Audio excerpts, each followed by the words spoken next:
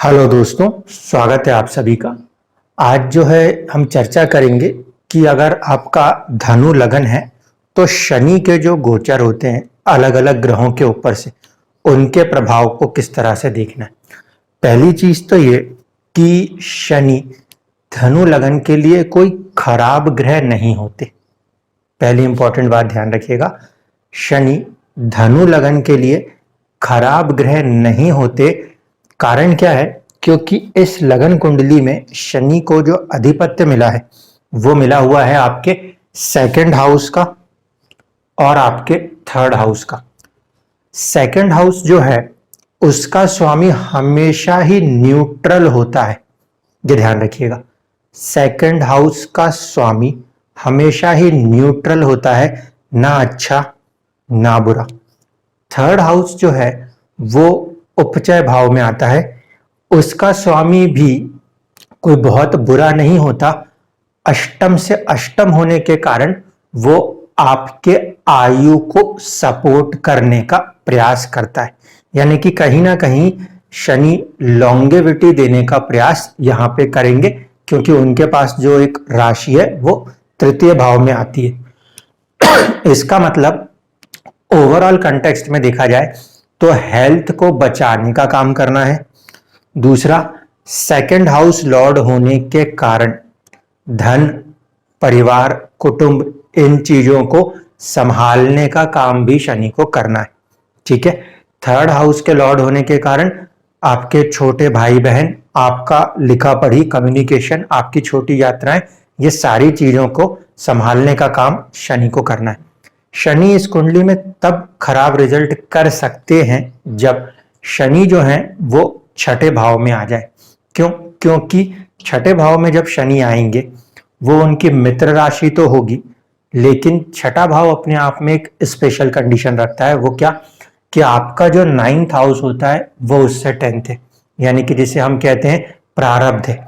प्रारब्ध में शनि जो कि रिप्रेजेंटेटिव है कष्टों का, कहीं ना कहीं तकलीफों का, वो ग्रह अगर आपके छठे में आके बैठा है जन्म कुंडली में, तो इसका मतलब है प्रारब्ध के हिसाब से आपको कहीं ना कहीं चुनौतियां देखने को मिलेंगी।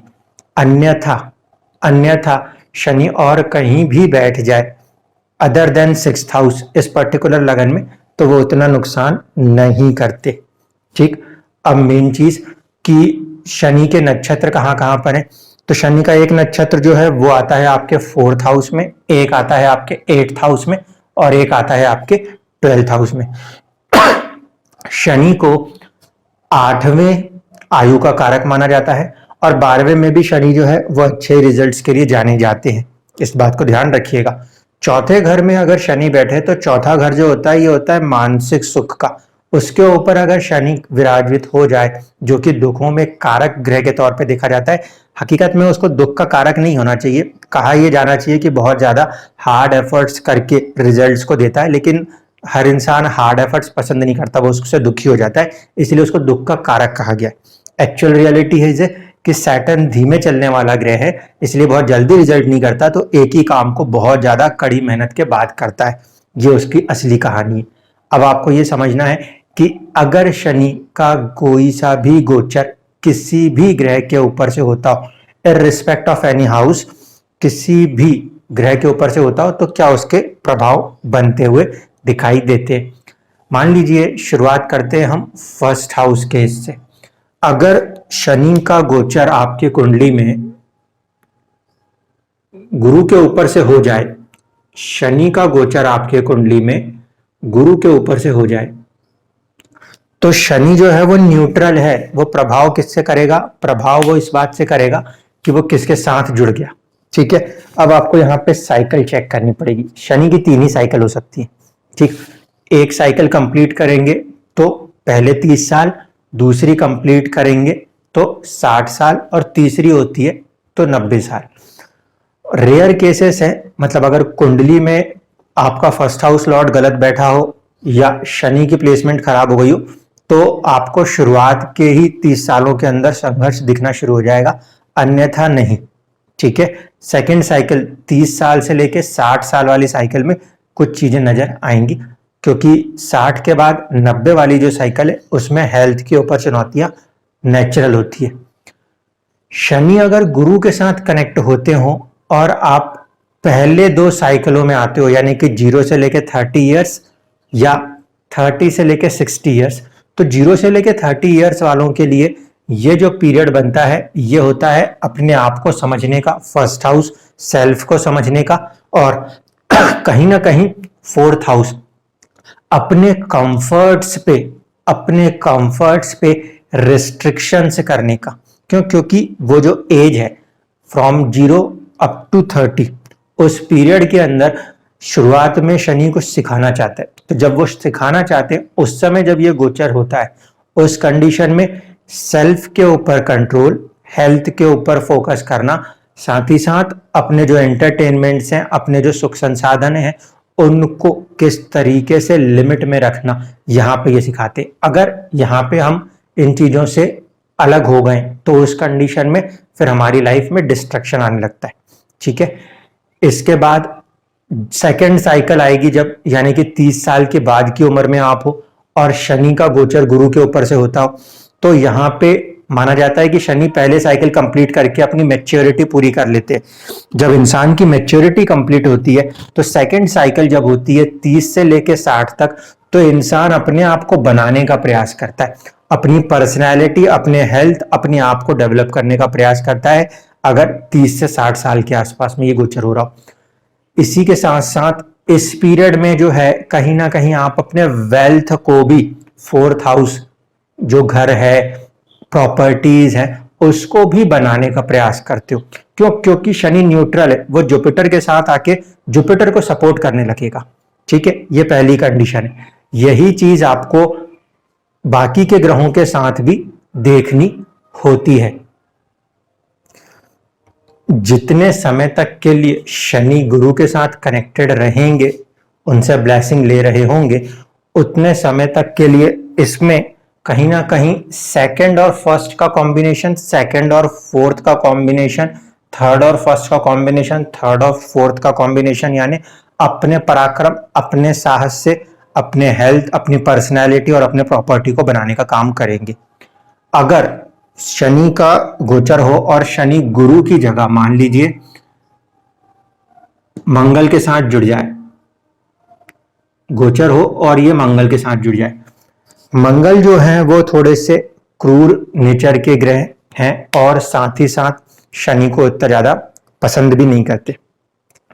इस कारण से जब शनि और मंगल की कहीं पर भी किसी भी लगन में कॉम्बिनेशन बनता है तो नेचुरली दोनों, क्योंकि हार्ड प्लैनेट्स हैं, क्रूर ग्रह हैं, इस कारण से शुरुआती चुनौतियां देखने को मिलती हैं। लेकिन इस लगन में शनि न्यूट्रल है।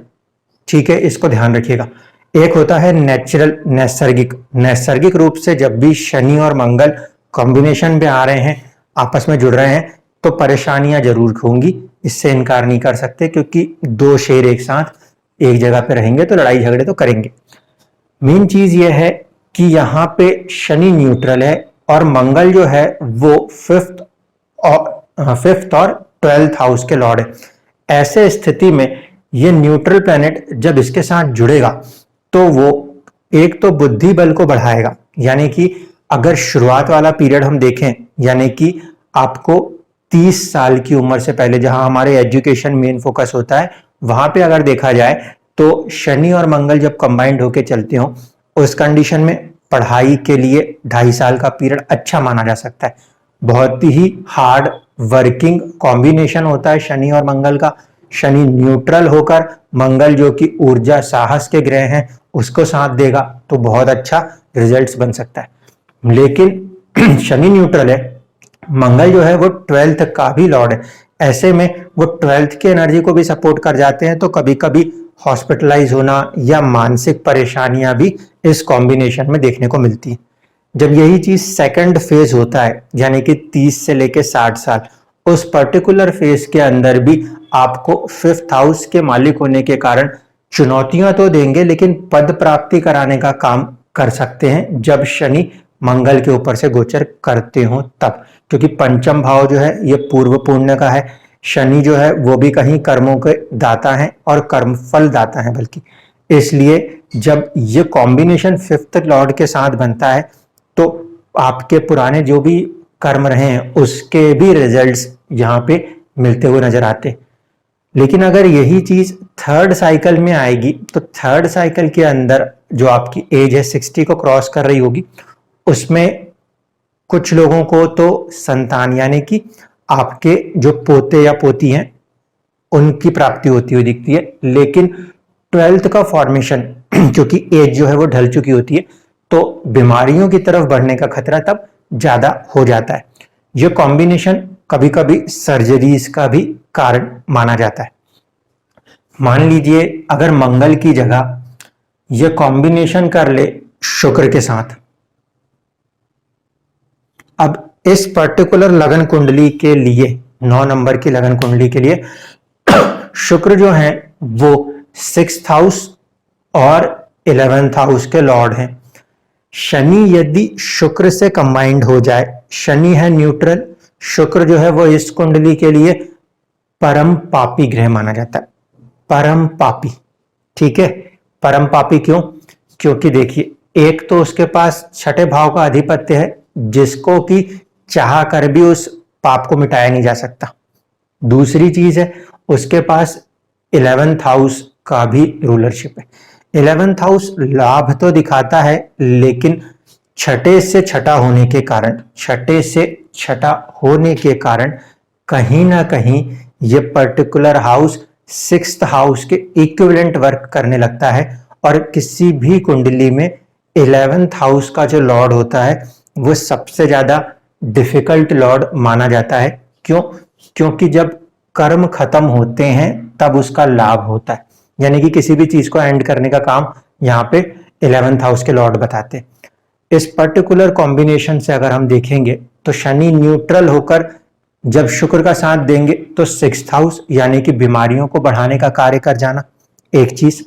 दूसरा, शनि शुक्र का कॉम्बिनेशन हो रहा हो तो फिर वो आपके वेल्थ को, गेन्स को बढ़ाने का प्रयास करे। लेकिन दोनों ही कंडीशनों में यहां से यहां पे आप देखोगे तो आपस में एक दूसरे से पंचम के स्वामी का जुड़ना वेल्थ को देने का प्रयास तो जरूर करेगा, हेल्थ को डिस्टर्ब करके। ये पराक्रम है, ये पराक्रम का सुख है तो बहुत ज्यादा पराक्रम, बहुत ज्यादा मेहनत, बहुत ज्यादा दौड़ भाग वाले काम कराएगा तो वहां पे आपको अपने हेल्थ पे ध्यान देना जरूरी हो जाता है। ये कॉम्बिनेशन होता है 2nd और 11th का जो कि वेल्थ के लिए अच्छा है, लेकिन आप भी समझते हो वेल्थ आने के लिए बहुत ही ज्यादा मेहनत ये कॉम्बिनेशन करवा दिया करता है। इसीलिए शनि यदि शुक्र के ऊपर से जा रहे हो तो दौड़ भाग बढ़ जाएगी, आगे धीरे धीरे करके ही सही, क्योंकि शनि एकदम से रिजल्ट तो देंगे नहीं, आपको एक अच्छे वेल्थ की प्राप्ति जरूर हो जाएगी। एक दुख का कारक ग्रह इस कुंडली के लिए दूसरे दुख के कारक ग्रह के साथ जुड़े तो एक कॉम्बिनेशन होता है दुख प्लस दुख, ज्यादा दुख। लेकिन दूसरा होता है एक दुखी ग्रह दूसरे दुखी ग्रह के साथ जुड़े और आपस में एक दूसरे को दुखों को ही काटने में लग जाए तो ऐसी कंडीशन में वो कहीं ना कहीं शुभ फलदायी होते हैं। ये आपके रोग के साथ साथ आपके कर्जे का भी घर है और ये आपकी सेविंग्स का लॉर्ड कर्जे के साथ जब मिल रहा हो तो कई बार आपकी सेविंग्स का लॉस होता है, लेकिन आपके पुराने कोई कर्ज जो है वो उतर जाते, या फिर आपको कर्ज मिल जाता है जो कि आपके सेविंग्स को बचाने का काम भी कर दिया करता है। अगर इस कॉम्बिनेशन की जगह आपका जो शनि है वो आपके बुध के ऊपर से चला जाए, इस लगन कुंडली में बुध जो है वो second powerful negative planet count होता है। उसका कारण क्या है? उसका कारण यह है कि जब कभी भी द्विस्वभाव लगन होते हैं और मालिक जो है वो फर्स्ट हाउस का लॉर्ड ना हो तो उसके ऊपर केंद्र अधिपत्य का दोष लग जाता है। केंद्र अधिपत्य दोष क्या है? जब भी कोई शुभ ग्रह केंद्र का मालिक होता है तो वो अपनी शुभता खो देता है। ऐसे में क्या होगा? ये जो कॉम्बिनेशन बनेगा इसमें जो बुध है वो नेचुरली अपनी शुभता खो चुका है। अपनी शुभता खोने के कारण अगर ये कॉम्बिनेशन बनके चल जाए तो आपको चुनौतियां अपने मैरिड लाइफ में देखने को मिल जाएंगी, आपको चुनौतियां अपने प्रोफेशन के ऊपर देखने को मिल जाएंगी। रिलेशन एस्पेक्ट्स के हिसाब से देखा जाए तो ये कॉम्बिनेशन काफी डिस्टर्बिंग वन कहा जाएगा। लेकिन धन योग बनता है जब कभी भी शनि और बुध आपस में आते हैं, ये एक धन योग का निर्माण करते हैं। अब धन योग का निर्माण कैसे हो रहा है? धन योग का निर्माण इसलिए होगा, सेकंड हाउस का जो लॉर्ड है ये न्यूट्रल था, ये सपोर्ट कर जाएगा केंद्र के स्वामी के साथ। केंद्र के स्वामी होने के कारण, केंद्र के स्वामी होने के कारण शनि को जब बुध का साथ मिलेगा तो वो उस केंद्र पे ज्यादा हार्ड एफर्ट करेगा। शनि है हार्ड एफर्ट, पराक्रम थर्ड हाउस का भी लॉर्ड है, इसको लेके वो पराक्रम करेगा। इसका मतलब है पराक्रम या उसके बारे में ज्यादा सोचना कब पड़ रहा हो, जब या तो इस एरिया में चुनौतियां दिख रही हो या प्रोफेशन के अंदर चुनौतियां दिख रही हो। तो ये जो ड्यूरेशन है ये प्रोफेशन के हिसाब से देखा जाए तो काफी ज्यादा स्ट्रगल करा सकता है, मेहनत ज्यादा बढ़ के हो सकती है।